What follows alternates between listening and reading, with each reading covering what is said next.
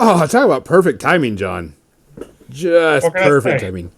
Super, super, super perfect timing. Welcome to another episode of More Than Dice. I'm Gonzo. I'm John.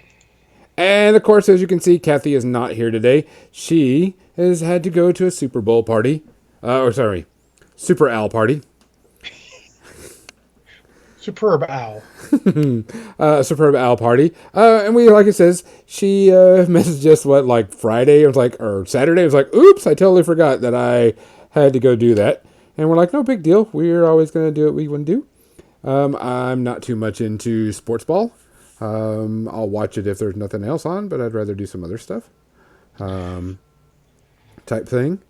And my boss is calling me. I bet you I won some money on this one. If you had halftime 10-10, you did. I did have halftime 10-10, so I think I just won $125. Hey, sounds good. I had 0-0, so I think I just won $125. Oh, because it's the last digit, right? Yeah. Yep.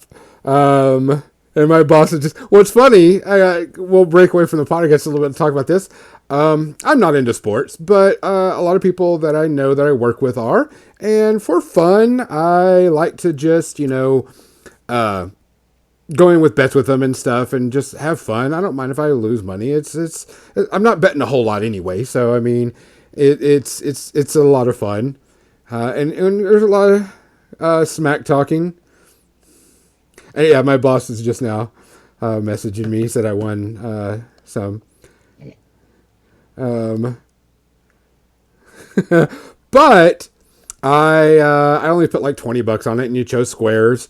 And he's like, "What squares do you want?" I'm like, "I don't care, just whatever squares." And so my boss chose the squares, and he messaged me. He goes, "I hope you don't win a damn thing because I chose your squares."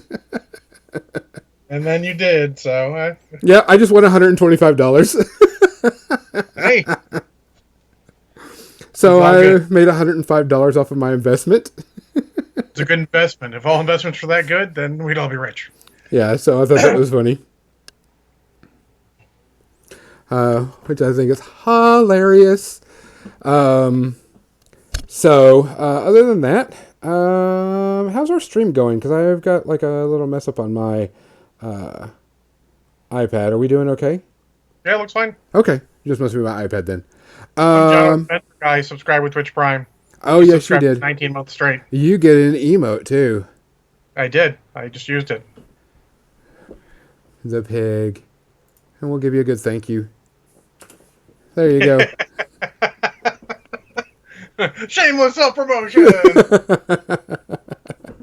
Yeah, I guess my video is messed up on my iPad. And so I do it for fun. I mean, I'm not all into it. No. It's not that big of a deal to me. It's the reason why we're podcasting instead of watching the Super Bowl. Indeed. I haven't cared about Super Bowl. I mean, to be fair, if the Ravens had made the Super Bowl, I would probably be at a Super Bowl party because I would have friends I care about going to a Super Bowl party. Correct. Holding a party. But other than that, we forgot to talk about some stuff that in the pre-ramble. I want to talk about it here since it's just me and you. Well, let's hit our sponsors first. Yeah, let's get. What was it called? The business. The business. Let's get the business. Because we're going to be having some Mo business pretty soon. For people that subscribe to our Patreon account, rewards will be going out shortly after this payment because we have new rewards for people. Our subscriber levels have changed, and our cool new More Than Dice magnets came in. So if you're one of our Patreon subscribers at that level or higher, you will get our new magnets. We also want to thank all of our cool sponsors, Creature Caster, for doing an amazing thing with us. Also, be lookout for Warfare Weekend. We have some new cool stuff that they're going to be doing for Warfare Weekend. We want to thank Techtronic Craft Studios. Just talked to Dan. Yeah, I just talked to him this week for about Warfare Weekend, and he's like stupid excited about it because we're going to have some really cool things. We'll have some giveaways for him this month. And of course, we'll have another giveaway from Creature Caster this month too. I feel like we should have a giveaway today since no one's here. Oh yeah, since nobody's here, we'll do a giveaway. Giveaway. And then Muse on Minis for hosting our podcast and putting it out for people. We Absolutely. appreciate it more than anything. Also, if you buy things from Muson Minis, make sure you go on there and on the discount code, type more than dice, all one word, and you'll get 10% off your order, and we get a small little kickback from that. So, Remember to follow us on Facebook, like us, comment there, like if you like certain things we put out, or if you don't like. which Uh, talking if about you don't that, like, go ahead. I did get someone message us because last week we talked about a TV show called Kipo and Age of the Wonder Beast, and got a message and it was like, "Hey, what's that show that y'all were talking about mutant monsters?" And I was like, "Mutant Oh monsters, yeah, I saw animals," that. and I was like, "Oh," and it was the guy asking about Kipo and Age of the Wonder Beast, and he was like, "Hey, thanks up." He was like, I was like, "Thanks for listening." He's like, "No, y'all are awesome. I drive a lot, so your podcast helps me get through my day." And I'm like, "Score! We That's did what we awesome. wanted," which I think is really awesome. We like to make people happy, type thing. Other than that, I'm gonna doing some painting. Do we miss anybody else? Any other sponsors? No, Oh, that's all. Metalhead Minis. Metalhead Minis, our newest Oh God, sponsor. yeah, of course. All right, Thanks to Lynn. She will be selling our product on her website. We'll be selling our dice, our widget sets. We have extra trackers to sell and things like that for tournaments and everything. She will be doing that. She just sent me a message saying, "Hey, how do these look?" And I'm like, "I'm podcasting. I can't look." And she's like, I'm sure she's like, "Oh yeah, I forgot." my, Type thing. my friends do it all the time. Like, hey, can you? I'm like, I'm kind of podcasting. Yeah. That's just why my boss is probably going message me. He's like, "Hey," and I'm like, I'll look at it." So other than that, we do have some tributes today that we need to talk about. Of course, we have Kobe Bryant and all the people that were on that helicopter with him, which are Mhm. there still just as important as he is. So let's not forget that. I know there was a couple of others that came out, John. I think there was one of the. One of the Monty Python guys. Yep. I don't know if you guys covered that in the last one I wasn't on. No, I can't remember if we did or not, but we'll include that. I don't remember which one it is because he's not one of the. He's one of the more behind the scenes guys, not one of the big names. And I hate that I don't remember, but um, I'm not the hugest Monty Python fan. I do like their stuff, but it was Terry Jones passed. But I do like I said, I do like their stuff, but I'm not the hugest fan of them. Yep. What else? Anybody else I can think of? Those are the ones I remember. There's always a bunch I see that are not necessarily people who've influenced me so much, but Correct. Um, Anybody? If there's anybody we missed, we apologize. That's just kind of how we are. We kind of roll with it. What episode are we on, John? Since Kathy's not here today, that's like your job. I don't know an episode that has a number. The number is What great number is than it? 100. I mean, come on, what do you want from me here? I showed up. I'm even wearing pants. Why don't you tell everyone what you're drinking, Gonzo? Tonight, and I just picked it up because I saw it sitting on the shelf. Thanks to Erica finding it. A bottle of Winter Grind Coffee Stout by Mother's, which is based in Springfield. I like Mother's Winter Grind Coffee Stout. It's really, really, really, really good. I also tried, while you're looking up that number, I tried a new hard cold brew coffee. Mizzy and I tried the vanilla one last week. And so I tried the basic coffee one this week. And it was just okay. I wasn't too impressed with it. I'll probably just give the other 3 bottles away to someone else because it just wasn't coffee enough for me, if you know what I'm saying. Fair enough. Well, for episode 108, I am drinking Dr. Pepper mixed with Jack Daniel's Tennessee Fire and a little bit of cinnamon schnapps I had hanging around. So, Cool. So to everybody listening here, thank you, because we know the superb owl is going on. We do always expect that to be kind of low, no matter what. And to everybody else hanging out with us, thanks a lot. For everybody that listens to us online, on Twitch streams, on you name it, iHeartRadio, Stitcher, wherever you listen to us or watch us, we appreciate it. It is it's really, really cool. Makes us very, very happy. If you have anything that you would like to see from us, let us know. But to everybody out there, to all of our fans, cheers. Cheers.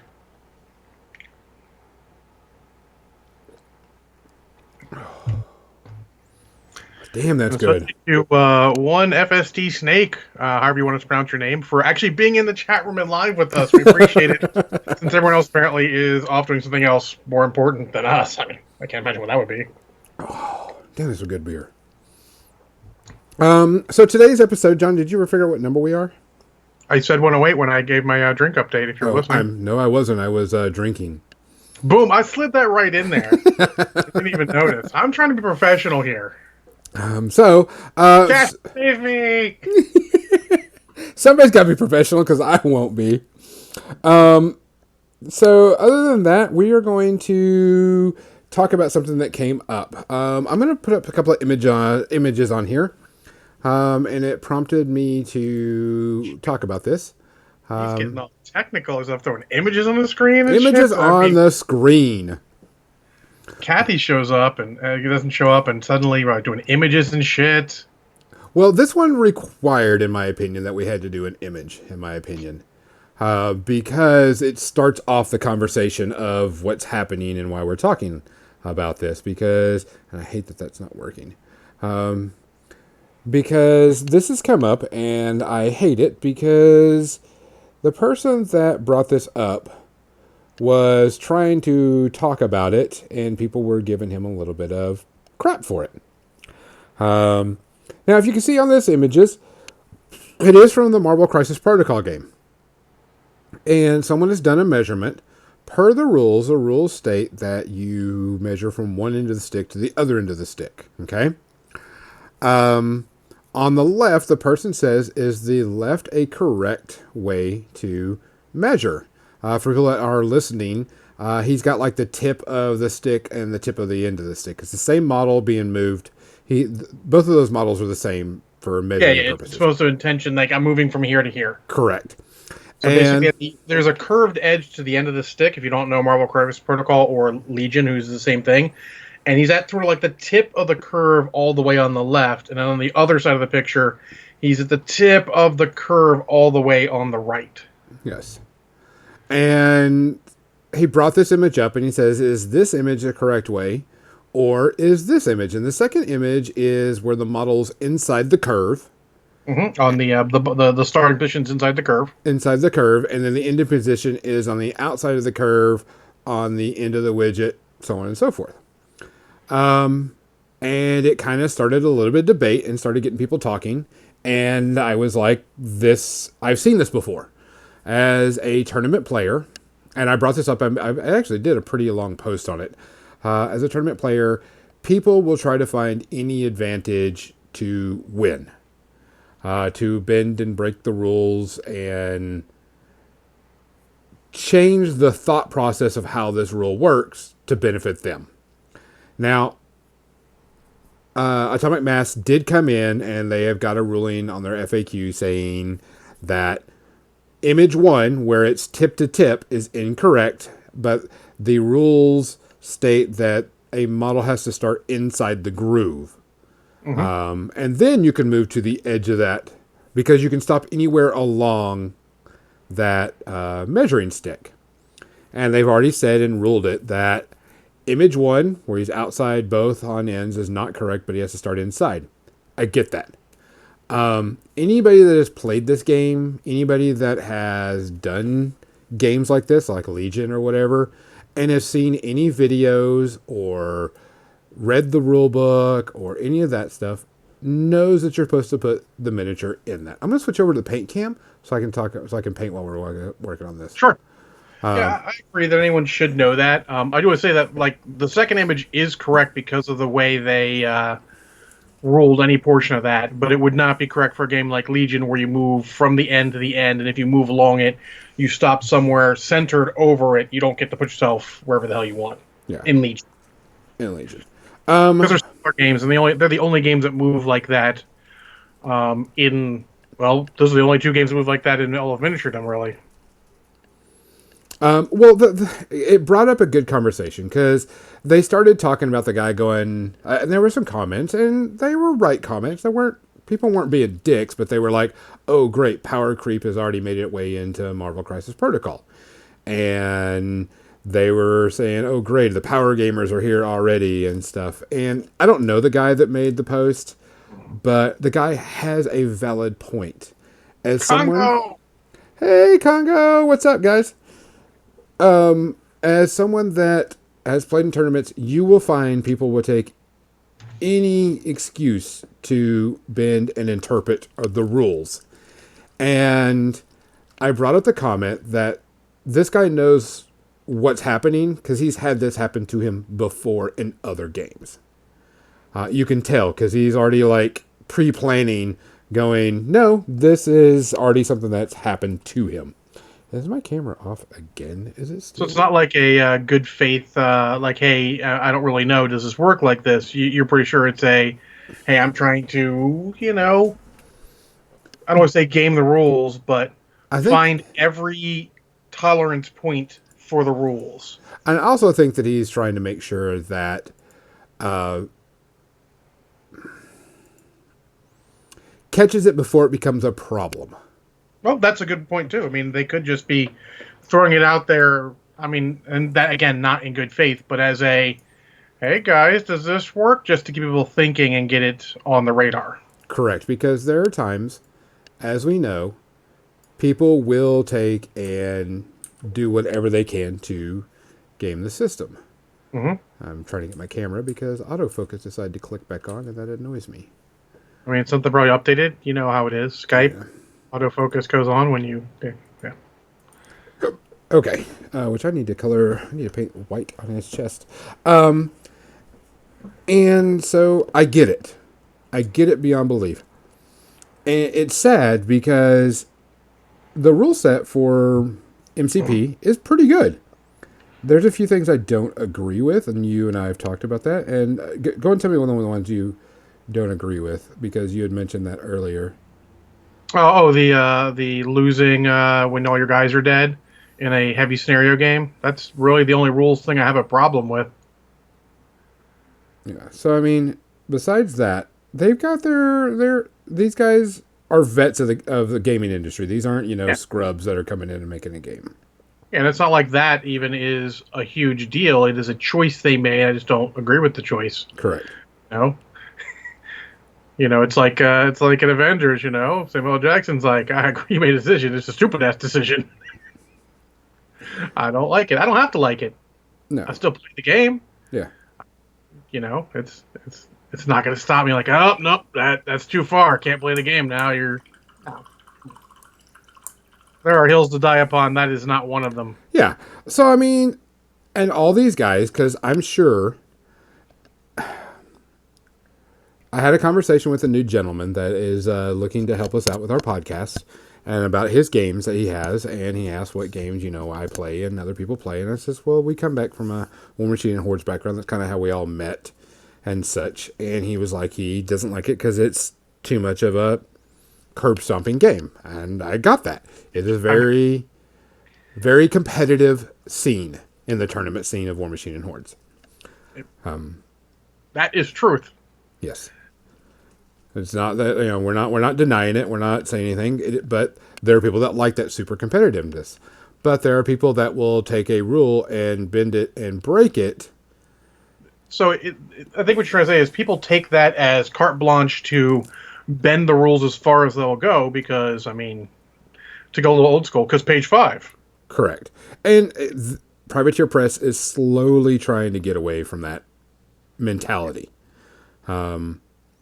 They're trying their hardest because people still quote it, and they're like, no, don't be a dick. What they meant is not what came through. Oh no, I know exactly what they meant. You come to play, you play the best game you can with what you brought to play. Yeah. You don't complain about their stuff being better than your stuff because you chose to bring what you chose to bring. Correct. That's not the forum for complaining about that stuff. Just play your best game. Yes, but other people read it a different way. And that's Absolutely. The reason why it became such a hot button issue. Welcome to the wonders of every language. Well, most languages. I think there's a couple out there where I think Germans probably have words that are specific enough you don't get double meanings. But English, if you're not gonna state it in legalese, and there's a reason legalese exists, because English is not a language that really promotes that otherwise. If you're not gonna state it in legalese, there's gonna be room for interpretation. Let's say. Yeah. And that's what we came. That's when I saw this, I was like, there are people that will take this rule, and that rule specifically, and go, no, the rule says this. I'm allowed to do this. And it came up to me that we as players need to make sure that we call out people like that. Going, and of course, if it's a tournament, first thing you do is you don't get up in arms. Judge. You call a judge. Yes. Immediately. Yeah, start with a judge. Don't go anywhere else, because the judge is the one who's going to make the call. Correct. No matter what it is, get him. It's his task to make the call there. Because any judge would have said, no, that's an illegal move. It's supposed to be this. Or at the very least, like, okay, we're going to call that illegal now, but I think you have an interesting point based on the way the word is that is worded. I will check later, which is how the best judges do it. Yes. Like, for now, we're not playing like that. And then, like, before the next round, they'll bring it up as a big point if they haven't found anything in the meantime. And, you'll go from there. Well, and that's another reason why I think it's great, or game companies come and run their own tournaments. Because they'll find these. 3 years ago, Guild Ball had a major tournament. Everybody knows, if they don't know, DC. David Carl was part of that and was doing stuff for them. And some players found a ruling in the system and broke it. And when they broke it, it ruined part of their tournament. And the Guild Ball people were furious. Because these guys gamed the system. So as an ex-GW mail order troll, part of my job was to know the rules well enough to give rulings on the phone. We would do that. Yeah. We did an email for a very short period, but not for a long period. I did those too, by the way, if anyone cares. And there's always the difference of rules as written versus rules as intended. And you can tell the people, as soon as you go, well, that's an interesting point you bring up, we should get some clarification, but I'm pretty sure they mean this. If they say the phrase, well, you don't know what the writer intended, then they're trying to break the rule. Correct. Because otherwise they're like, good point. Yeah, we'll see how it plays out later and not worry about that right now. We'll just play it as it seems like it's intended. Because it's true, I don't know necessarily what the writer intended, but considering you're trying some broken-ass shit, I'm pretty sure it's not that. Yeah. I'm pretty sure because I was thinking of other rules that this could have been done with. And the reason why things are written certain ways. Because I'm sure one of the things that came up, and the reason why they say it now in a lot of games, is wholly within or within. Type thing, because there's always that distinction of, does my model have to be wholly within or just within the effect? Every game now makes it clear whether within means within or wholly within. Some games use within and wholly within. When that came up, it was a bit of a thing, but now that it's out there, and the good that comes from it is now games take it into account when they're writing their rules. Correct. And I would say people talk about rules lawyers, but really in order to get through these, you have to sort of be a sort of rules lawyer, because lawyers work a lot with precedent. This ruling that the court made set a precedent that I believe applies to this. So you look at the rules and the FAQs and go, okay, they have obviously ruled against every piece of horrible, horrible horse shit anyone has ever tried to pull upon them. Obviously, they don't want this horse shit and fuckery in the game.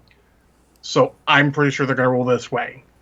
That's a soft precedent, not a very good one, but it is good enough for a tournament. Correct. Because I've And gone really to good enough for a friendly game. I've gone to plenty of enough tournaments that immediately during the tournament or immediately after it, game companies have FAQ'd a rule because someone had used that to their advantage. You mean like Kara Sloan and that Lock and Load? Mad She Dog didn't make it out of spams, that goddamn weekend without getting FAQ'd. Mad Dog spams. Yep. What was it? Moloch Karn missiles, where you could Oh move yeah. in and out of control range. Oh yeah. To clear Fury down, then do your sidestep back in to Yeah. have another Fury available to do something. I mean, some of these are very creative, Yes. and some of the guys put it out there, like we said, just to get it ruled upon. Yeah. It's just you've got to realize you don't bring that shit to your local store unless you want to catalog it to bring it to the attention of the designer so they can do something about it. You bring that shit to the big tournaments. There's sort of a difference, you know. If you come to the highest level and you bring your shenanigans and fuckery, people are expecting shenanigans or fuckery at the highest level, and the designers are looking out. They'll be like, "Okay, cool, you broke this. We're gonna fix it." If you bring it to your local game store, you're being a dick. Yes. You're trying to be the biggest dick in the store, and congratulations, you have broken a game. Good job. Take your meager winnings and enjoy. But I mean, you don't need to do that. I mean, some people, that's how they justify their self-worth. Yes, and that's the thing, because I've seen this. I know that people will. Well, the rules say, and I'm like, Well, there's another one where someone said the phrase, well, you know, it was something like the one guy countered with, "I want to win a game because I am tactically and strategically better, or my dice were better than my opponents, not because I caught him on some little gotcha because he was the slightest millimeter out of something because you can't move then move." You know, I don't want to be judged on whether or not I can fully, you know, guess my distance, but I just want to play the game and win because I'm tactically better. And it's funny because that's a good statement, but it was actually made for all the wrong reasons because that thread was about pre-measure. And pre-measure is probably the biggest the biggest dog in the broken rulings department.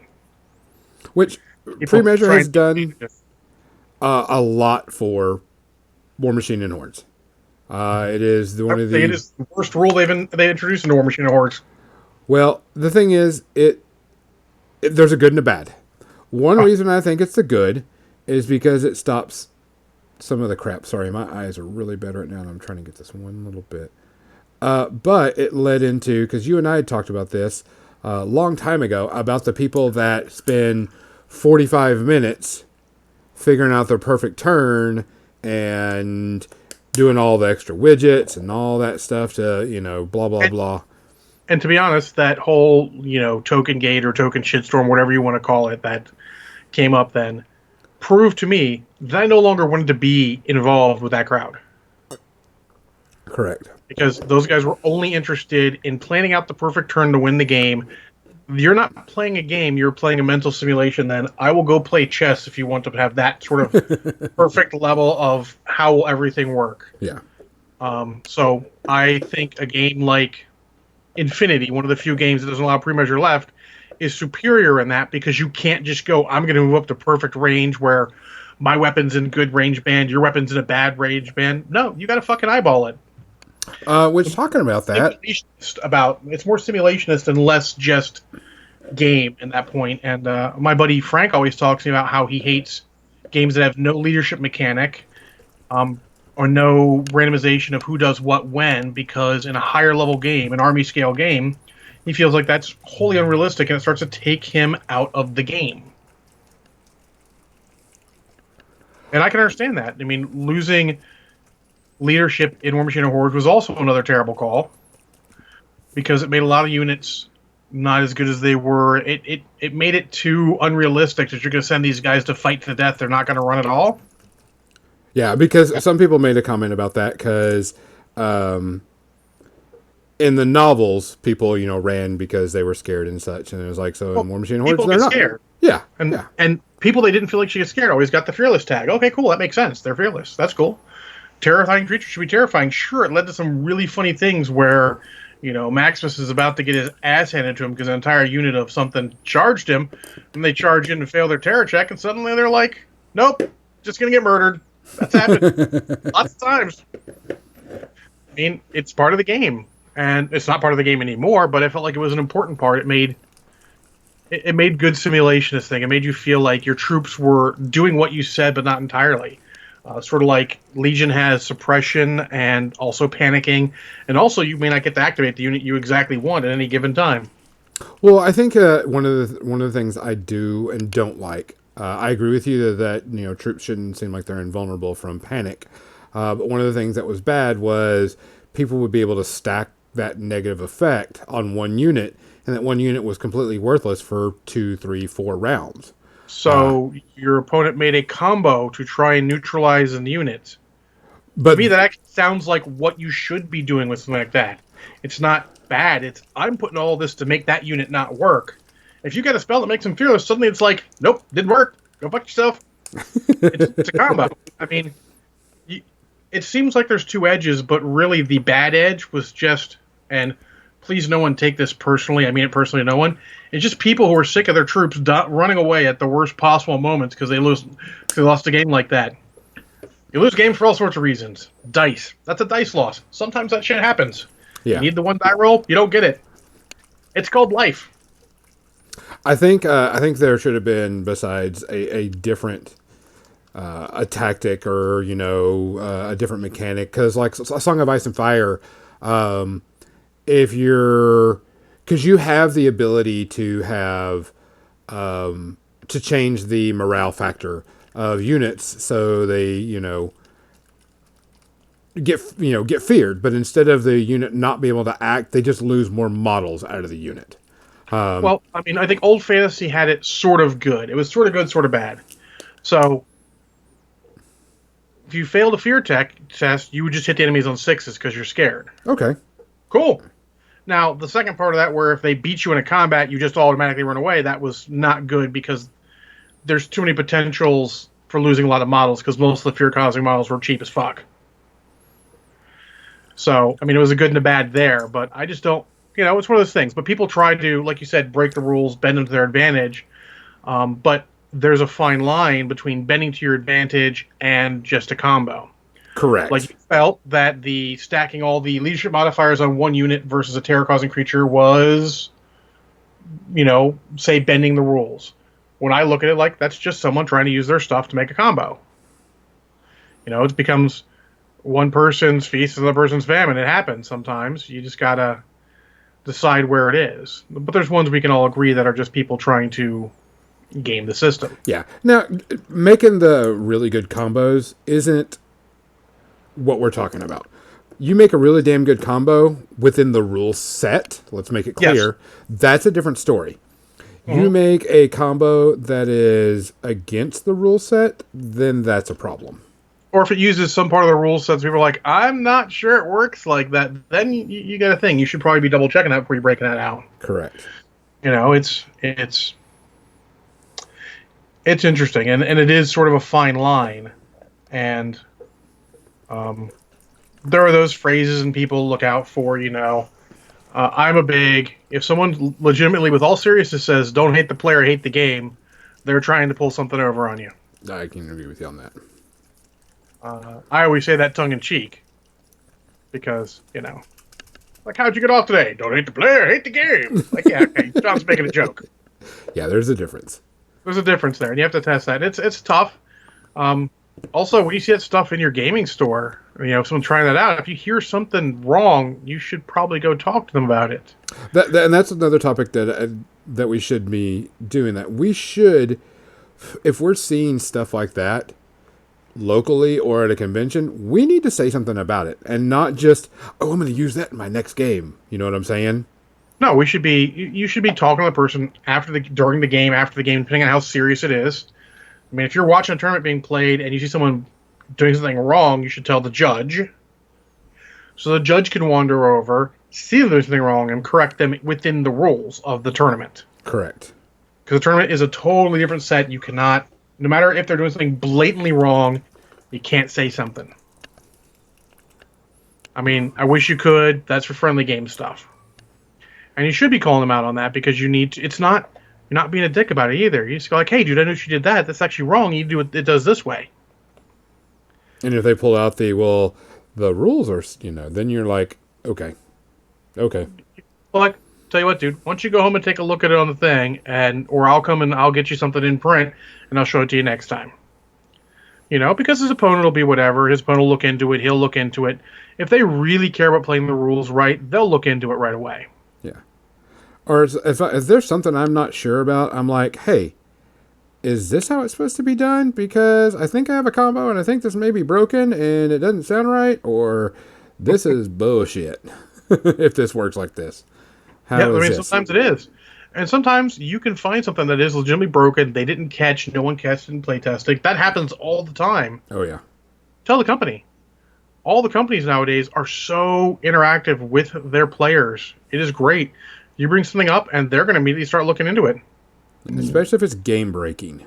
Yeah, game breaking. I mean, even the big dog for not doing something just because someone brings it up, Games Workshop has changed to be listen to stuff that's broken. They don't want a broken game. No one does. It hurts the enjoyment. Hurting the enjoyment means less people are going to play. Less people are going to play. Less people are going to buy models. That is bad. That's bad. So it's our duty to bring that up. I mean, we had a thing, and we did it wrong back in the day. Sometimes wrong, sometimes okay, where we knew some people would cheat. We knew they would put too many points in. There's this one guy, I won't say his name because I don't want to call him out. I don't think he listens, but if he does, stop cheating. I hope he did. It was years ago. And he would come play a game, and when we walked away to get a drink or something, or get something, we'd go to his point like, hey, how many points you guys playing? And he'd go like, oh, we're playing X points. I'm like, you may want to ask the army list because I feel like he's over. He may be. And invariably he would. And, it's one of those guys who'd play little kids first. Little kids less going to care, but still, come on, don't cheat the little kids. What the fuck are you doing? But you should do that, bring up army list. Honest mistakes happen. Don't bring someone like they're cheating immediately. It could just be an honest mistake. There are things that are honest mistakes, especially when big games that don't have their own army builders can be an issue. Yeah. Or some people don't use their army builder, Yeah. I mean, let's be honest, War Room costs money. Some people aren't willing to pay the money for it. Maybe they're using a spreadsheet. If one cell in that spreadsheet gets muffed up and they don't catch it, their point's a little bit off. Don't hold it against them. Going like, oh crap, I did this wrong. Let's figure this out, how we fix that. Especially in a friendly game. Tournament games usually have more professional lists written. They'll do the double checking. But you don't bring it off like they're just trying to cheat. Bring it off like it was a mistake. It happens. Yeah, because there are mistakes. And especially someone new to a game, too. There's going to be those mistakes. Because there was one time somebody in... I can't remember what they were trying to build, but it let them bring 0-point models. Zerkova 2? Or no? Which one that has the bodyguards? Zerkova 2. Yeah, and they were like, well, I'm going to bring like 4 of these. And I'm like, you can only bring 2, and they automatically come with her. And they're like, oh, I didn't know that. The army builder lets me build it this way. And I says, well, yeah, that's a problem with the army builder. Well, yeah, let's report that. Cool for finding it, dude. You only get 2. Let's let them know. Yeah. And that was an honest mistake because he hadn't been playing in forever. And he was like, I've never seen this, but I wanted to bring 4 of these guys. And I was like, well, you can't bring 4. Yeah. It's important to know. I mean, sometimes people don't know about points changes and all. We had a guy who came in or rule changes, was playing a tournament with Gaspy too, and he may have had 1 or 2 erratas in his day. And the guy didn't even know about it. And we're like, oh, so we brought up all the stuff, showed him. He's like, holy crap, this changes everything. I'm like, well, yeah, he's kind of broke as fuck. Yeah. But he was playing it as the rules written in the book because he didn't know. I mean, that sort of thing, we like to think that we're all super plugged in on the internet, but there's still a bunch of people out there who are not super plugged in on the internet. Yeah. They'll do a couple things here or there, and if someone brings it to their attention at the local game store, they may not know. That's what we have to. Yeah, Like, and oh, cool! I see we're playing the Gatsby's thing like this. Actually, you're right. It actually works like this now. correct. Right. You okay? Or if errata just came out, someone's playing the game, you're hanging out like, oh, dude, you see that new errata? You can sneak up to a topic like that, slide on up, and make sure they know what's about it and they're using it right. Sorry. I mean, look, Legion's got a whole bunch of point changes. There's no official armor builder. They're not going to reprint cards. You've got to remember them, or use one of the armor builders online that takes those points into account and change your points. Like So 40k is so. If you're playing it the normal way, not with the power levels, you're just playing it, where you buy different things. There is a lot of room for screwing up, especially if you do it on paper. they have an update every year, and points will change on things multiple times based on what's come out, made them too good, made them not good enough. I mean, GW is literally committed to making stuff as balanced as they can, more or less. I keep with the more or less. I mean, they are committed to trying to balance stuff the best they can, but that means that, once a year, both 40k and Age of Sigmar are going to come out with books that give you updated point costs for things. Now, few things get points changed multiple times. I don't think I've actually seen too many in any list I play, but it could happen, and that means you just got to keep track. Luckily, they're at the point where they've got just about everything out that they're reprinting books, so that shouldn't be too much of a problem as they reprint books. But yeah, you need to keep track of this stuff. You need to make sure your people are keeping track of that stuff and bring it up, And if someone's, trying to do something in a take advantage of it self-manager, method, you need to sort of call them out on it. Definitely need to call them out on it. You need to go, hey, I think these guys did this wrong. I think this is not how it's intended, because this is an obvious thing. And if they go, well, that's not what they said, you go, well, let's look into it. Let's ask the devs, because, hey, Facebook is a thing. Forums are a thing. All of that's easily checkable. So we have a local, we have both a Discord channel and a Slack channel. And one of the guys was like, hey, how does this rule work? And I'm like, I think it's like this, but let me check some rules before I say that 100%. So go and check the rules. It wasn't like I thought, but there's like a lot of caveats to it. And I'm like, oh no, it's like this, but there's a lot of caveats, such and such. I mean, that's what you should do. As a group, you should be committed to playing the rules correctly. And you should all, get together to try and get the rules correct. I mean, it's not so much about winning and losing. It should never be all about the winning and losing. It's about having a good time. Correct. Not Brushhead Dave and I, after Malvo games, he'll be like, I played this rule totally wrong. I'm like, that's okay. I played this rule totally wrong. We'll learn. We'll look at stuff after the game. We'll figure it out. Because I'll be like, man, that seemed really good.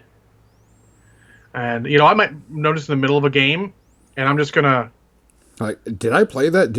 Is that how it's supposed to work? Because that is balls amazing. Like, oh, crap, I messed that up. Okay. Well, I'm going to play it correctly from here on out, and then I'll tell them afterwards that I made a boo-boo on this. Most of the games, it doesn't really affect it too greatly. We all make mistakes until you get that sort of perfect level of competency in a game, and it takes a while.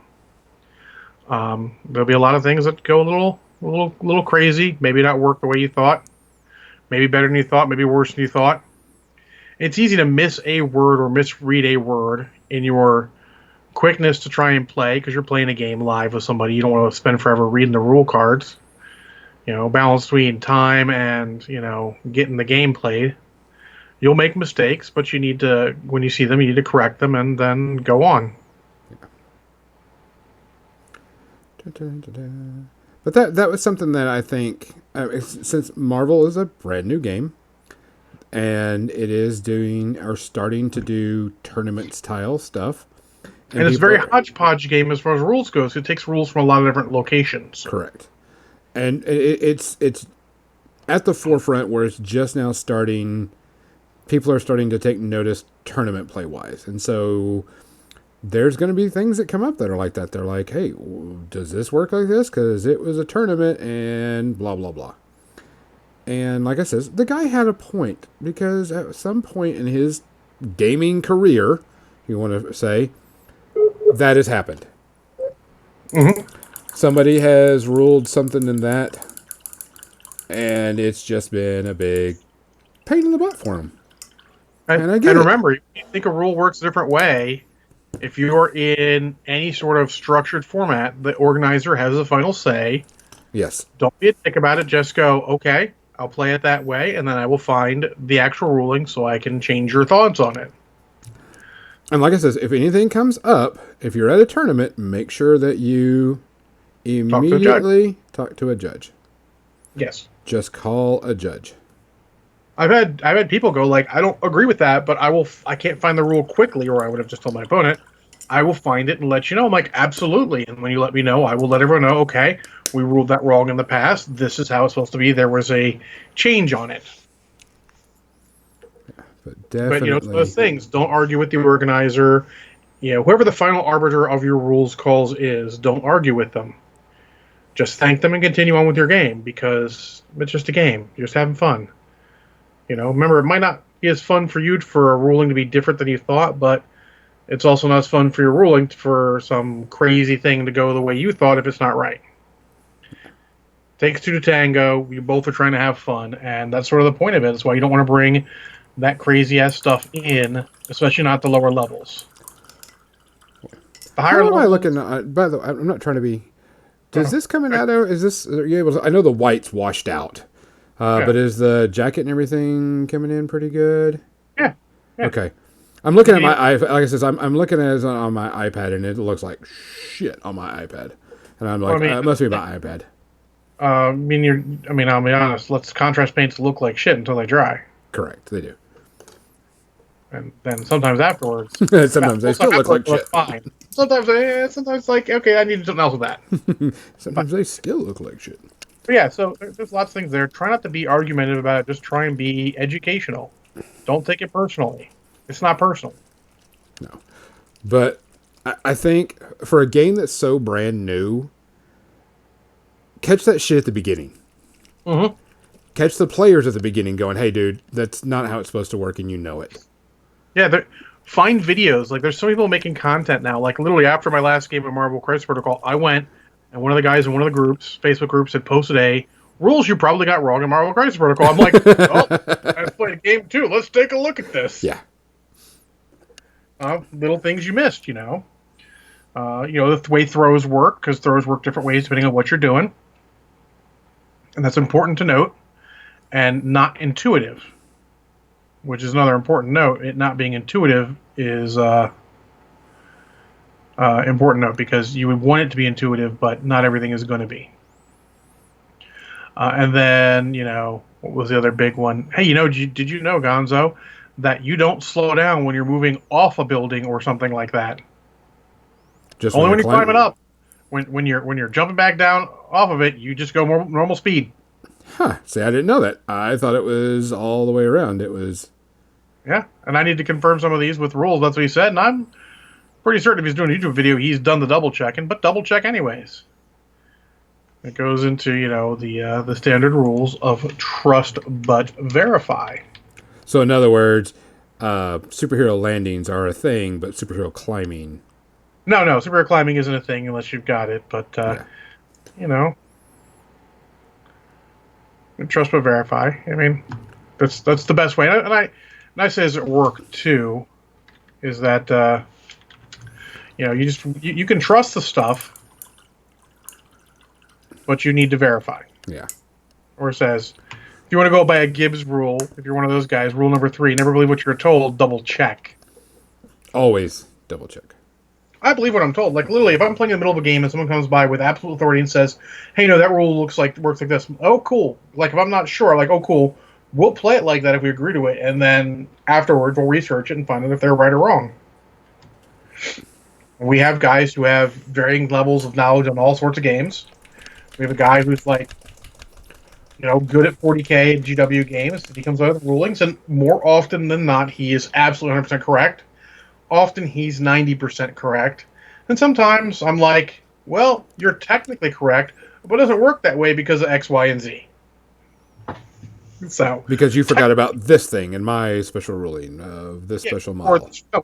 It's a rule book. Like, there's a rule in the book that says this, but if you can't do this, that doesn't work. So important stuff. You need to get in there. And luckily, we're getting to the point where most games that are not named Infinity have really, really tight and easy rule sets.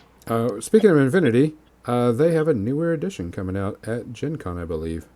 I know it's going to be an easier edition because they realize that. I mean, if that is your thing, if you're going to play one miniature game and you got time to really invest in and get in there and you like that sci-fi, it's great. I love Infinity. I enjoy playing it. I do not have the rules knowledge to really play with the big boys in that game. Oh no, especially when it comes to the hacking and all that stuff. No, Oh, it's just too many rules. I yeah. mean, it's great and terrifying at the same time. By Dua Lipa. Starting at Amazon Music. Hold on. I like to stop. Oi. 1 second.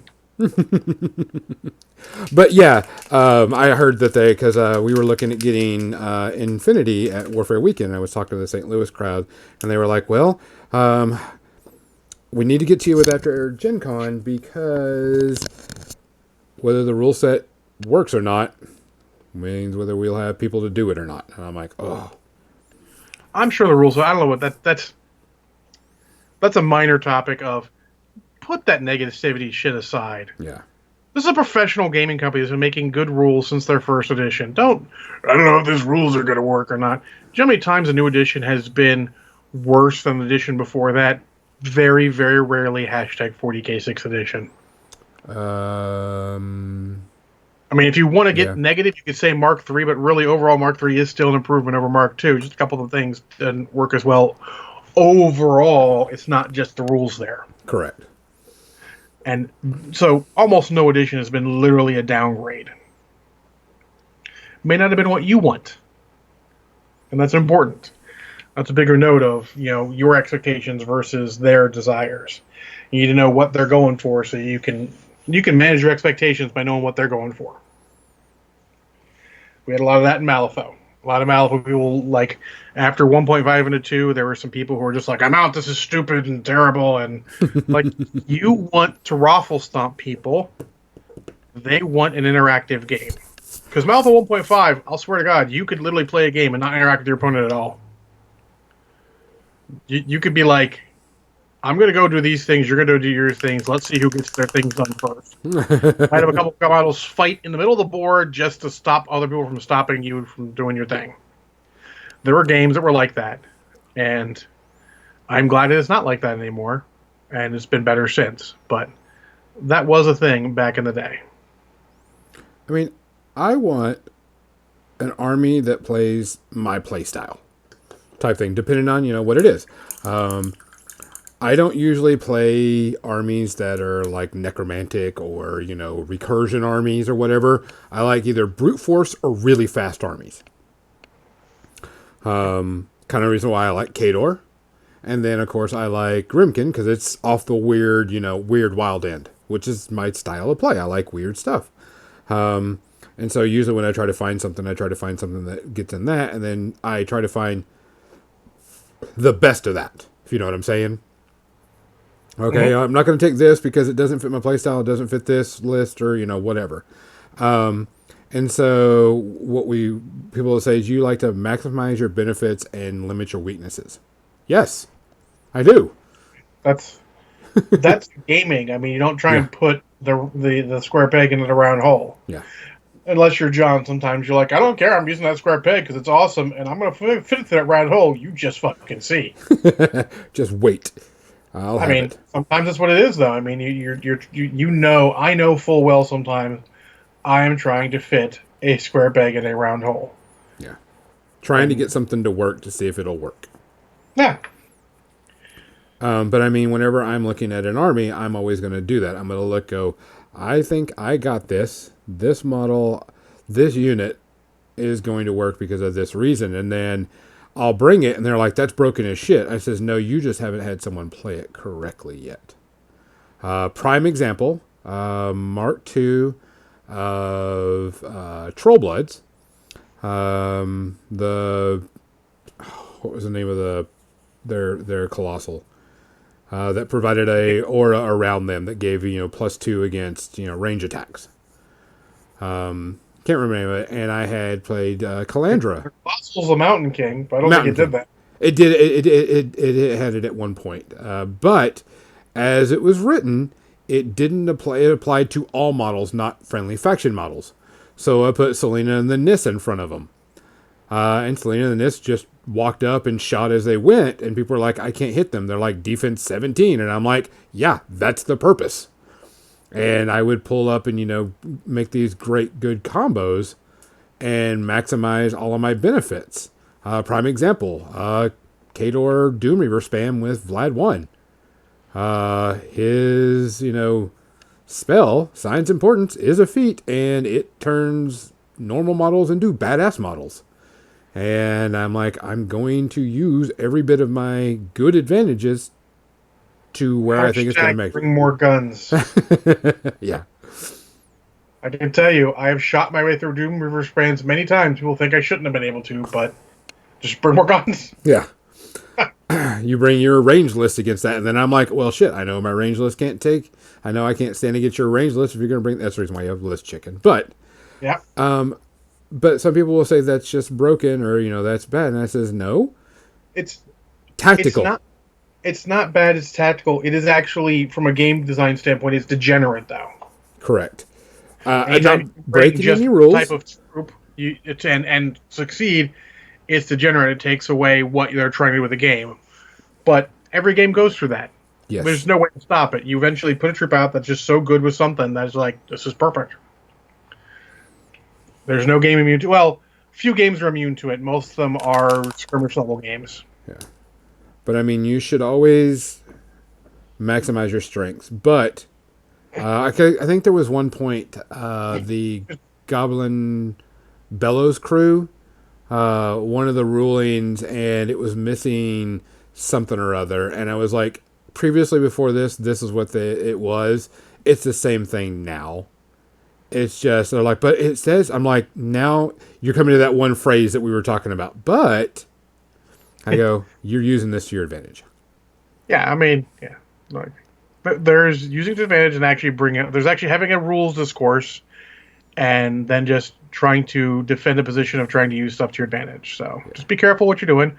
Make sure you understand why you're doing what you're doing, what your goal is for that rule.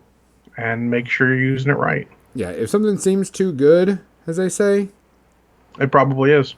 It probably is. Or you're playing 40K. Sorry. No, and you're right, because that came up as a hot button for me this week, because they asked why I wasn't playing 40K. I was playing Kings of War at Shiloh Slaughter, and I was like, well, I have my Kings of War, and people hate playing against my 40K army. And they're like, what do you play? And I go, I play Tau. And they go, oh, okay. And I'm like, I maximize my list. I put a shit ton of drones in there. So it's, it's a pain in the butt to shoot off the table. You can't. Hashtag bring more guns. Yeah, hashtag bring more guns. And they hate that. And I was like, well, sorry. Can I shoot an army with guns, with drones off the table? Start by shooting the drones. Yeah. I manage my expectations. I'm going to shoot my shit guns first at your drones. Kill all your fucking drones, and then I'll drop the big guns in. Well, I mean, it was coming to that point where it's not fun playing my Tau, because people are like, oh, I don't want to play as Tau. I'm like, I'm going to start selling my Tau off. I'm just like, I'm not into it. I'm not into the Tau that much anymore right now. I mean, I have a huge, sizable Tau army. But I do have a decent Grey Knight army, and I heard the Grey Knights are actually pretty decent now. Most of them are playing Kill Team right now, so I don't know. I know my cousin, my second cousin, Ben, is playing Grey Knight, so I gave him all my old Grey Knights. Dropped it off today. I'm like, hey, here, have some Grey Knights. He's like, they're all metal. I'm like, yes, I'm old school. Yes. I forgot to mention that, Gonzo. I actually got to play my role-playing game. We had our first sessions. Oh, did you record it?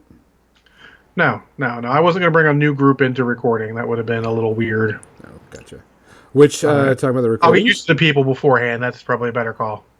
We started our One Ring, and we started our 0.5, because we were playing, they were playing the starting adventure in the book before we, commit to the big adventure, which is what I always do. I always start off with a small adventure so people can learn the system and, blah, blah, blah. And then at the end of that, they're allowed to change their character up.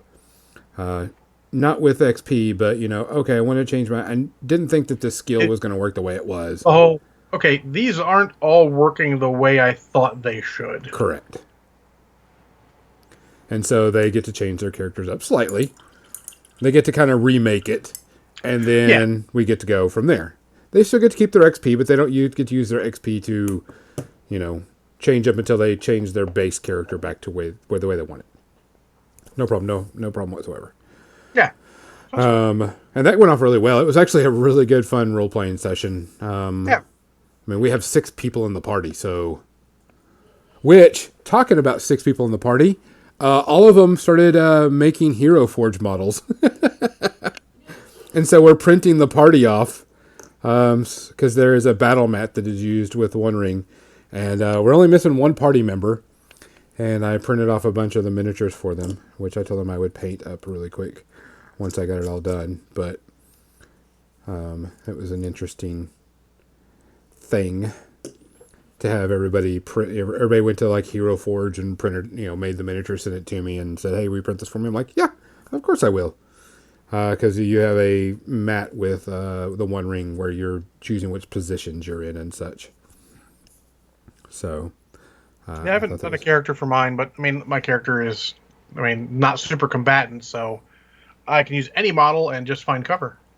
I told the Star Marine that. I'm like, okay, if shooting starts, I'm gonna run away. Like, running's what you do to get there. I'm like, false. You can go shoot. I will go find a computer and make their life a living hell. So, What time is it, by the way? Oh, it's time for movies. I have a decent selection this time. Let's switch over to.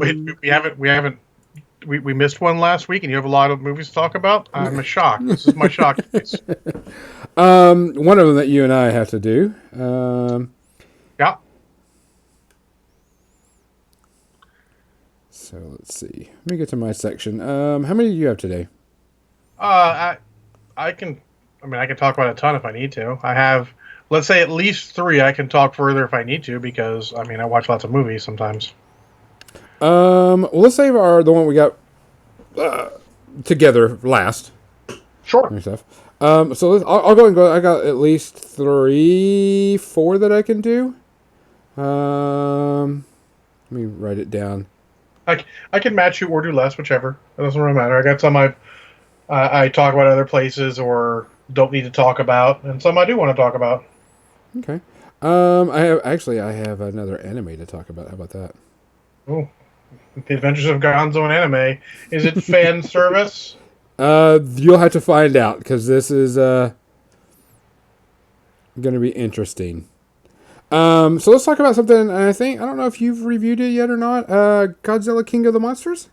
Yeah, saw it when it came out. Yeah. I haven't, and I was waiting to watch it, and it came out and it was on HBO. So I'm like, okay, spoilers. I can talk about it and not worry about it.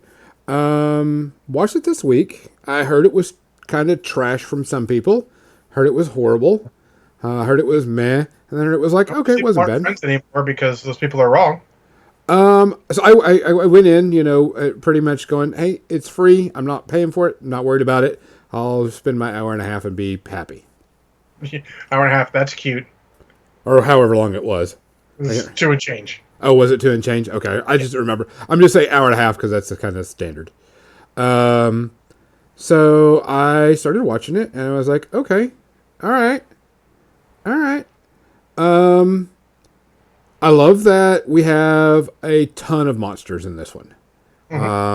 Highly, yes. The premise for the monsters being there, I kind of wrote that off. I was like, whatever. I don't care. I don't care why the monsters are there. I don't care why they're rampaging across the planet. I don't give a damn. What I give a damn about is seeing giant monsters beat the shit out of each other. That's what I want. Success. Do what? Success. Yeah. I didn't care for the human characters pretty much at all. They didn't, resonate with me. I was like, I don't care. Yeah, you made a machine that makes someone sound like the alpha of that monster. Don't give a damn. There was some stuff that you were like, really? They're going to pull that crap? But I was like, I'm just not going to argue about it. I didn't care. I wanted to see Godzilla and King, whatever his name is, I can't remember. Ghidorah. Ghidorah and Mothra and Rodan, and they had some new ones too, right? I don't know a lot There were a bunch of. new ones, but those they didn't get as much play as the big Correct. four. Let's call them. Yeah, they weren't part of the big ones and such, which I thought was still kind of cool because hey, big giant monsters, no problem. Godzilla for the fact. There's something about the way this Godzilla looks that kind of, and it's the head. And I'm being picky because I grew up with this. He's a chunky boy. Yeah, he is. He's kind of a chunky Godzilla. No, it's chunky. There's an O in there. Chunky? Okay. Either way, the Godzilla face just didn't resonate with me. And I'm being picky, and I know it's stupid, but that was something that got, it was off-throwing. Do what? You are being picky. I am. And I admit it. I'm not denying that. So, I'll even counter. You're being extra picky because it's a Godzilla movie. I grew up with Godzilla, so it's kind of there. And But he looks so much better than any other Godzilla we've ever seen on screen. yeah, it's just the head. For some reason, it just didn't feel right. But for everything else, was super cool. Seeing all the monsters fight, seeing Mothra, seeing Rodan, and going through the flaming things, all of that stuff, fun as shit. I'm like, yep, that's a Godzilla movie for me. I don't give a damn about the humans at all. And that's kind of how I went with it. So it was a good fun. It was quick and easy. It was, I didn't feel like I was, it was dragging or anything. But anytime the humans, and it was strictly humans involvement, I didn't care. So I find your lack of empathy disturbing. So I was just happy to see giant monsters fighting again. I know they're doing a Godzilla versus King Kong, and hold on a second. This year, I think. I just won another 125. Because the end of the third quarter, the score is 20-10. I won another $125. I'm up to 250. Oh my. Oh my. So, what's your final rating on Godzilla King of the Monsters? And I'll remind you what I gave it. I'm giving this 1.5 to 2. And I'm giving it 1.5 for the most part because, like I said, the human part was just meh. But the monster part was, I really liked it. So I gotta give it 1.5, pushing 2 type thing. Okay. I gave it 1.5, but probably would go down on repeated viewings because there was a lot in the movie. And unlike you actually enjoyed the human parts, I actually thought for a monster movie, they did an amazing job with the human parts. No one was obnoxious. Some of the, while misguided or a little bit out there, no one was really unrealistic in their reactions. I was very pleased with it, and I'm going to see it again and want to give another reaction to see if I lower it to 1 or if it stays about 1.5. It was pretty good. I mean, if it filled what I want, like I said, I didn't care for the human parts. I just wanted to see giant monsters beat the crap out of each other, and it did good with that. It did good with that episode. Excellent. Well, my first one is one I watched last year, which I watched again just this Friday because I wanted something. I had not the best day at work, so I wanted something sort of light and amusing. So I watched The Hitman's Bodyguard again. Okay. Which they're making an episode. They're making a season or an episode 2. A sequel. A sequel. The Hitman's Wife's Bodyguard, which is coming out this year also. And I enjoyed the crap out of it again. I don't know if I enjoyed it as much as the first time. Funny Ryan Reynolds, I like. It gets a little old at points. Samuel L. Jackson being extra Samuel L. Jackson occasionally gets old. But the action's amusing. It goes at a quick pace. There's not too much obnoxious with it unless you find Ryan Reynolds or Samuel L. Jackson being their caricatures of themselves. Or their characters of what people expect from them be annoying. It's good and very enjoyable. I dug it the second time around very much so. It looks like I gave it about 1 the first time I watched it. I probably give it a 1 to 1.5 the second time. It's still pretty good. I don't know if it's still, great. I think 1 was probably being extra generous to it the first time. But 1.5 seems about right. I enjoy it. I'm really glad I bought it when we watched it. I watched it last year. Yeah, it was good. I enjoyed it. It was, but I think I remember when I reviewed it, I said that the one thing I really liked about it more than anything was the stunts. The stunts weren't green screened for the most part. They did, the driving scene They felt along the canal. I mean, it was, if you will, hyper that sort of hyper stylized action realistic, but nothing felt off. I mean, I felt this was definitely a better movie than what was that fucking movie? Did I review that movie with you guys? Which one was that? I didn't even put it on here, did I? The Netflix movie with Ryan Reynolds. Yes, you did. Okay. I didn't type it in here. I don't remember what I gave it. This is better than that. Yes. I probably gave it 4. Yeah. Both of you and I both said that movie was meh. It had much more potential than it used, but I mean, it wasn't terrible. I mean, would I watch it again? Only with friends and alcohol. I will, on the other hand, watch The Hitman's Bodyguard again. Whenever I need something sort of light. It was a good choice. I have it on the thing, so it was sort of the lazy choice because the non-lazy choice is to go up and get a DVD and put it in. But this is I own it on Amazon Prime. Let's just click a button and we're good. Because there are certain movies my mom's never going to see, so I don't need to have those on DVD or Blu-ray because she's never going to see them. This is not a mom movie. No. The next movie I'll talk about after Gonzo gives one is a mom movie. I'm going to talk about the anime. I'm not done with it yet, but I'm still working on it. That's a good sign. It means he thought it was okay because he's not done with it yet. So it was on and it's on Netflix. Is it wrong to pick up girls in a dungeon? It is a fantasy anime where adventurers have levels, and the premise is the gods came down to the planet and are now being worshipped by humans, and if you're worshipped by a human, you can give them special powers, and they go down to dungeons and defeat monsters, and so on and so forth.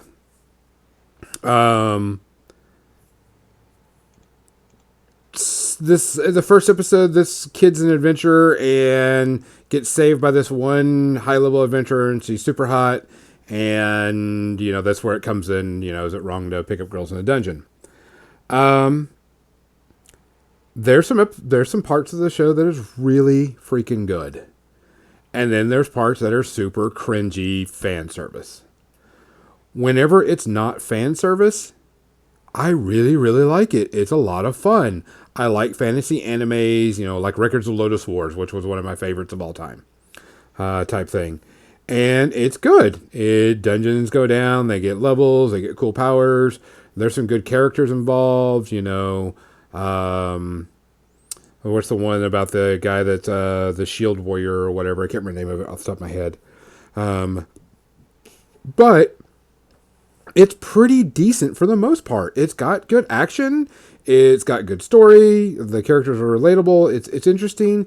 And then you got, let's have an episode where half of the female characters are in the communal bath area and we're like barely showing enough to, and I'm like, oh. But it's an anime. Yeah, it is an anime. Or there's here, look, I've got really big boobs. Let me check. I'm like, ugh. But I get it. That's part of the stuff that that's not me. I get it.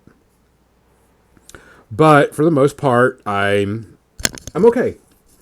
I'm going to continue watching the rest of it. I had a good time with it. I like it. I like where it's going. I like where it's headed.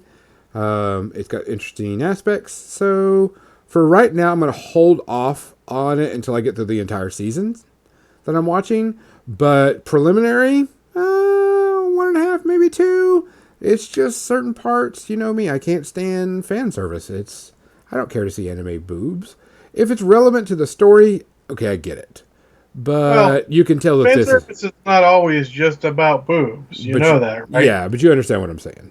I mean, the most prevalent non-anime source of fan service is the hallway scene in Rogue One with Darth Vader, that is pure fan service. So I mean, it was just. I'm just like, ugh. But I understand where you're coming from. That's not the content you want. You don't Yeah. like the Japanese nicely perversion. Correct. I don't want they to see have painty shots. I don't want to see things. down boobs. I want to see stuff like Cowboy Bebops. You know, I want to see that stuff because you can still have sexually appropriate things. I regret to inform you that Cowboy Bebop is in the minority, not the majority. Correct. And I haven't watched anime in many, many years, but it ain't really changed. Yeah. So right now, 1.5, maybe 2, but so far I'm liking it. Cool. Well, my next one is my mom and my niece and I went and saw Star Wars: Rise of Skywalker Nice. on Saturday.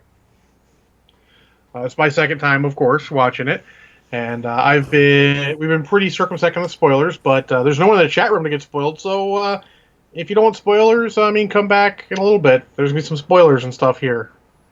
I mean, it's in the cheap theaters now. I think spoilers lifted. You think, Gonzo? February, good enough? Yeah, I think we're best. Is it out of the? I mean, it's just barely. Yeah, go for it. Spoilers. Warning: Rise of Skywalker spoilers. Yeah, Rise of Skywalker spoilers. So, I did still enjoy it. I actually enjoyed it just as much, or maybe a tiny bit more the second time around. Again, but that has a lot to do with expectations, and anything big in your nostalgia you should be aware of because you're going to need to watch it multiple times because of expectations. You expect something, it's not going to bring it. I like most of it. It doesn't all make perfect sense, but again, we're watching Star Wars, and of course, Star Wars is space opera, that fantasy type of thing, but in space with laser swords. And it fits that perfectly. Yeah. I really, really like Kylo Ren and, dare I say, Ben Solo and Rey's arc. I thought that was actually very good. I think it was better than I was expecting. Yeah. There's a lot of people who are upset because they obviously shipped the two of them, and since Ben dies at the end, they're a little upset about that.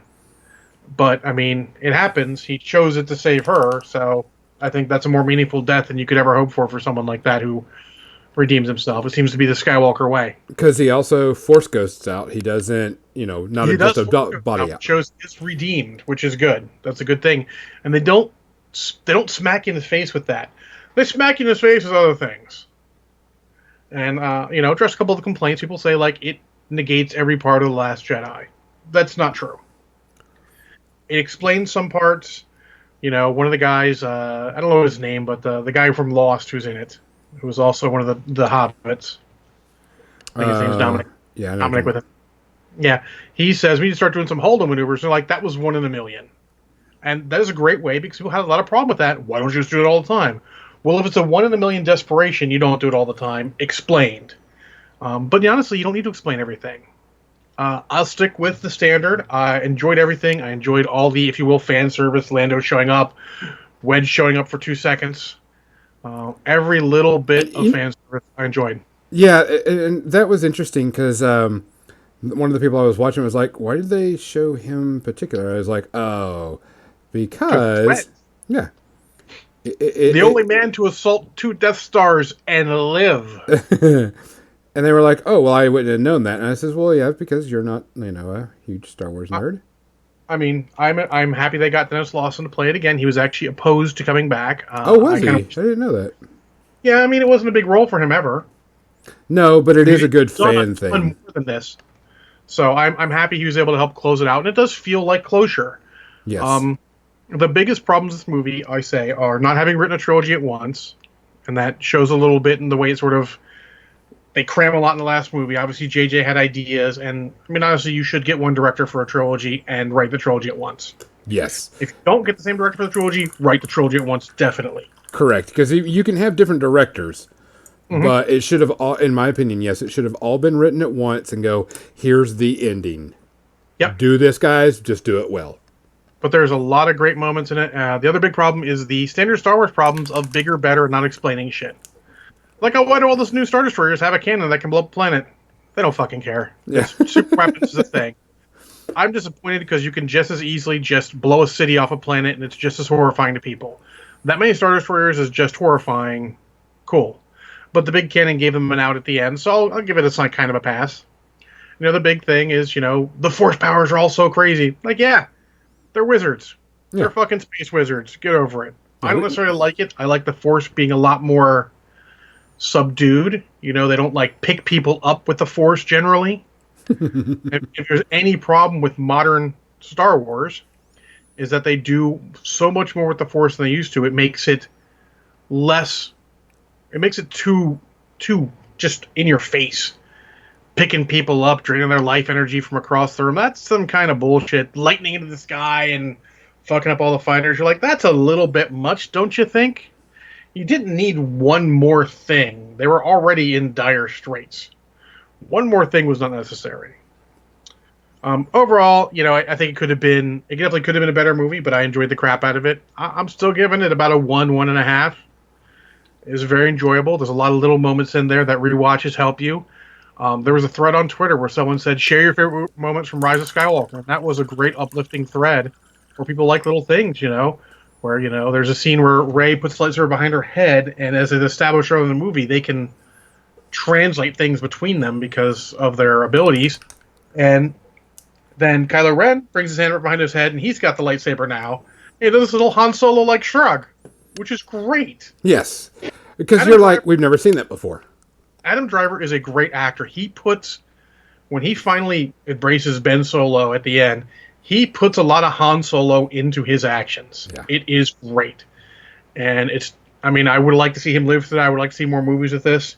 And I think the only thing Rian Johnson has to answer for The Last Jedi is not giving us Rey and Finn and Poe running around doing stuff, because that was awesome. Yeah, that was actually pretty good.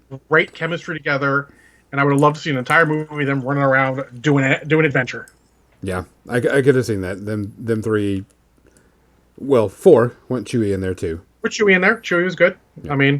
But I enjoyed it. It's good. Yeah. I think it's a good thing. I can't wait to see what to do next. I'm glad they're closing that out. I wish they would go further into the future rather than the past, but that's something we'll discuss shortly. Gonzo, you want to give one more before you do our dual one?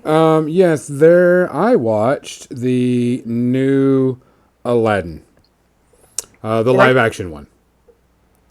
I'm going to say first things first. I've got some paint on my brush because I had to do this because it was bugging the crap out of me. Sorry.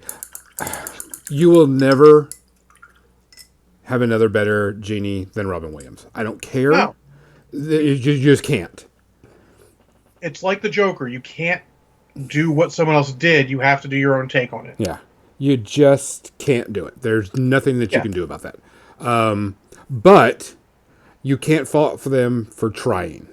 For the simple fact that, okay, Will Smith, we give him plenty of shit because of, Welcome to Earth, and whatever. But I love that movie. That movie is so terrible. It's so bad. It's amazing. So, I want to. We just got this. Reese Wade just decided to become a $5 patron on our Patreon page. Thanks, Reese. We appreciate that. Thanks, Reese. Thanks. That's awesome. That helps us out a lot. But one, we know this movie did not need to be made in live action. It was fine the way it was in a cartoon. It didn't need to be made in live action. I get it. But Disney's doing it. What they're doing. Correct, it is. So we can't do anything. We can't say anything about it. Blah, blah, blah. The characters were all okay, but there were some flaws with it. Will Smith as the genie, he tried really, really hard. He really did. But you can't hold a candle to Robin Williams in that role. Yeah. Will Smith always gives his A game in any movie, I feel. Yeah.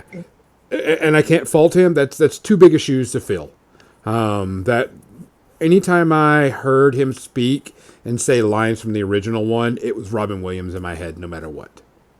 So I can't fault him. I don't hate him for that. I'm not, mad at him or anything about it. So that's just going to have to be what it is.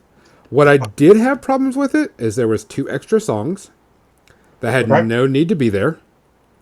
They added too much. They changed some of the basic fundamentals of the characters, like the way they did the first wish, how he tricked Genie into doing it.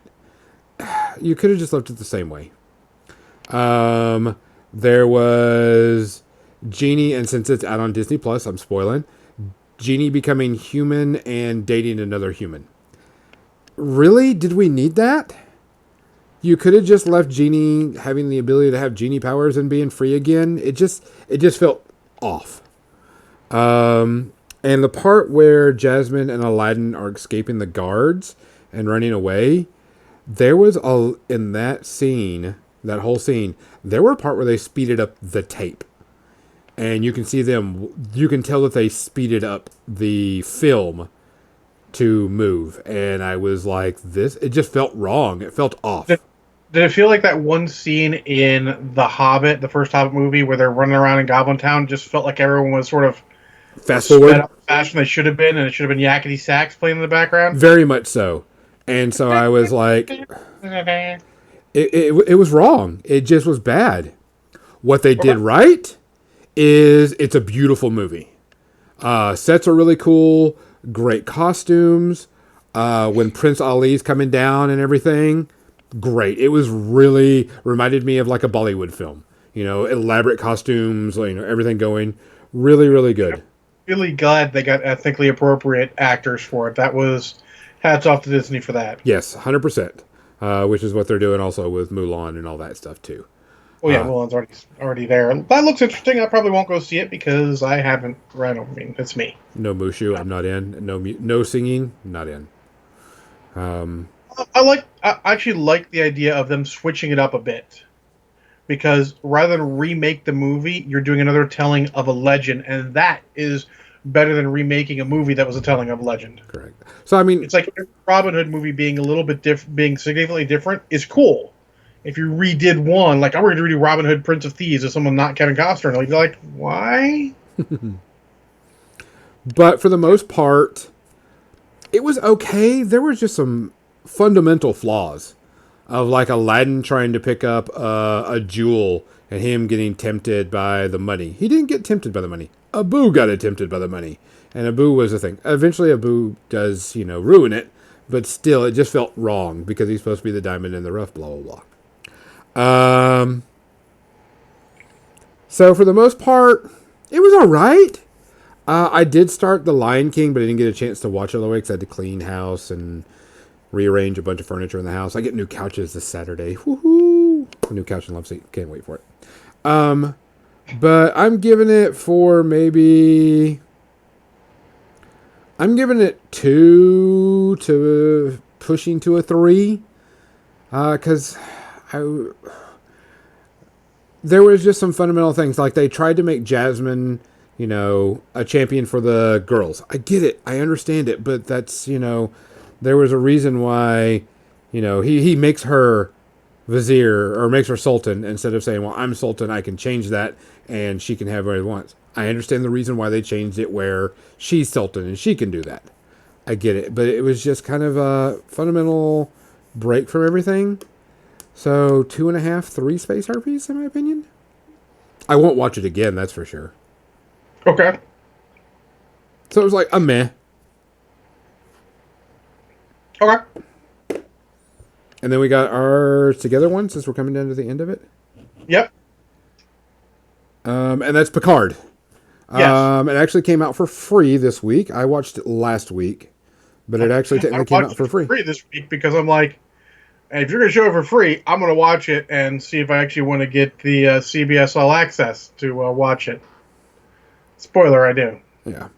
I have the CBS Access, so I watched it. I liked it. Yes. To me, I'm glad that they're moving away from the old Star Trek to the new Star Trek stuff, because I also like Discovery too. And yes, this is the Picard show. And here's the thing, but I liked everything was going. You see more of the world, you see more characters, you see more of everything. What I love more than anything is the fact that since it's future, they tell you what happened in the past and everything. They make you feel like the world has continued to gone forward. It's not just Picard retired, the world stopped. Yes. Picard unretires, does action, the world begins again. No, you feel like stuff went on in the background. It gives him a great reason for not being for retiring for Starfleet. It fills in that backstory. And even fits in with what happened to Spock in the first J.J. Abrams Star Trek. That all fits in. Yeah.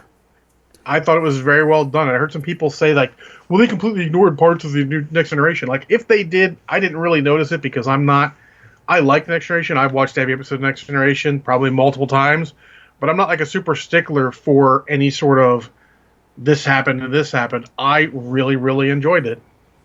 I had a blast. I thought it was really fun. The characters were interesting. Everything kind of fit. I can't wait to see the next episodes because it looks really, really cool. Picard with this whole new crew and, kind of doing a Firefly-esque type, crew. I was going to say that it feels like Star Trek Firefly. Yeah. But I'm okay with that because we never got multiple seasons of Firefly, so I want more. Yes. I liked it. Hard. It's one of those things. I like, and the feeling I got from that was when, just as an analogy, when Amazon started the Grand Tour with the guys from Top Gear, because they couldn't do Top Gear anymore. Yep. It felt like a bunch of old friends coming out and getting back together. Patrick Stewart doing this role is like an old friend coming out and getting it back together, and it's great. Oh yeah, it felt very familiar. I'm not a huge Star Trek fan. I like Discovery, and I know Star Trek. I'm just not, I'm not, all into it. But I liked it. We need better sci-fi TV shows out there. I wish it wasn't on CBS All Access. Star Trek than a lot of things. Like, people love Deep Space Nine. Happy love Deep Space Nine. Deep Space Nine is very well done. It's not Star Trek. No. It has a lot of things that Gene Roddenberry would not have liked. And yes, we have to move beyond that sometimes, but you have to understand it's in the Star Trek world, but it's not Star Trek. So this is actually Star Trek. Picard is maybe the most Star Trek captain that ever Star Trekked. Yeah. Like I said, I like it. I want to see more. I hate that it's on CBS All Access, which is kind of annoying.